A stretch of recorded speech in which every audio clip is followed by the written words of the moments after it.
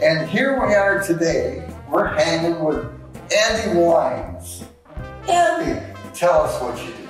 Camo crew junk removal. It's really that simple. People have stuff within their house, clutter. We call the crew, we make it go away. All right.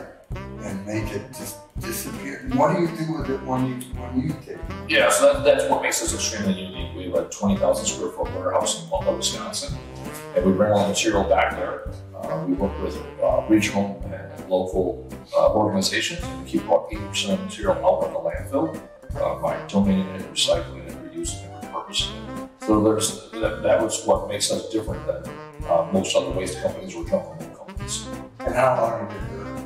14 years. So I started back in 2009 as the Clutter Busters, and I did for about 7 years part-time in between going to college and deployment and some other things. And then in 2016, I jumped in full-time, and I haven't looked back since. Very cool, very cool. So here's how this goes.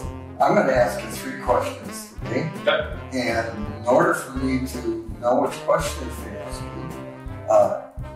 he gets to pick a number between 1 and 15. 13. Number 13. Do you collect anything? Yes. Just, yes.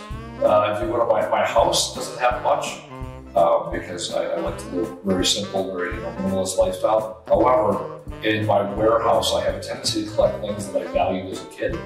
So I collect certain toys, I have a truck collection, I collect video game stuff. So yes, there are some things that come off the truck where I'm like, okay, that's cool. We'll put it, so we end up putting it in our conference room or my office. So it's other people's good ideas that have now become my good idea. Awesome. Are we talking like Tonka trucks? Yes. Like we have a Tonka truck collection, old like the rusty gold in our conference room, because like there's about a half dozen that came in off a job, and donation centers won't take them because I didn't have the heart to recycle them or scrap them. So I'm like, no one else wants them, I'll keep them. And that's like anything else. Once you start collecting, now our guys will come off the job and they're like, oh, I got this. So now there's a steel, a metal Fleet Farm semi-truck and trailer that joined the collection, along with other things. So now there's a couple fire trucks, so it's just, most of our employees are, men, and so it's like, oh, what was cool as your kids? That's how we decorate the warehouse. Very cool. Another number. 11. Number 11.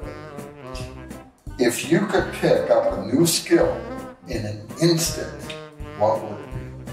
Singing. I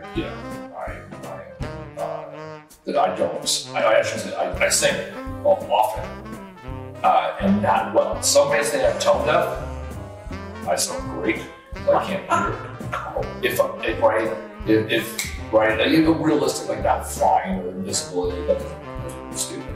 But if you just say, okay, what is one natural talent that you don't have that might assist you in life? The ability to sing would be pretty cool. Are you one of those that's the first to jump up at the karaoke night?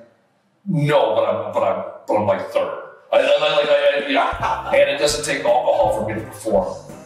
And I won second place in the karaoke contest about 15 years ago in Texarkana, Arkansas. And I did not win based on my singing ability, but dancing, stage presence, I'm one over the crowd. Awesome. I've got to see that someday. Yeah. Okay, one more. 7. Let's go with 7. Number 7. What personal habit are you proudest of?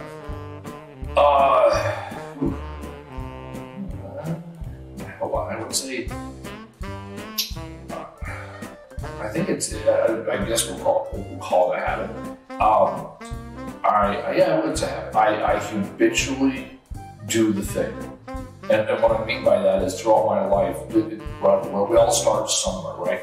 And it didn't matter my skills or my abilities. I habitually ran into the fire when others ran away. And I habitually initiate conflict. And that's something that I realized is a superhero strength of mine. Because there's a lot of things that I've avoided in life, and there's a lot of things that people avoid.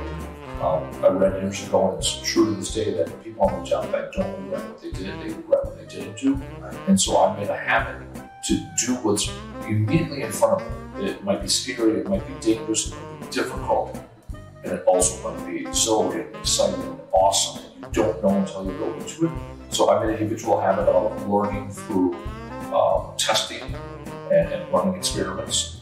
And so that's not only do I live that way, I've also now taught my daughter to live that way, to learn to lead into things. And that's what builds confidence and character and those things that are important that will carry you through the rest of your life. And it also alleviates fear. Absolutely, because you don't allow the time for anxiety and fear to build. You go in and initiate, and the thing is, when you make that choice, one or two things happen. Either you decide results or you learn. And those are both exceptional opportunities to grow as a person. Awesome. Bonus question. Let's go. How do you make your eggs?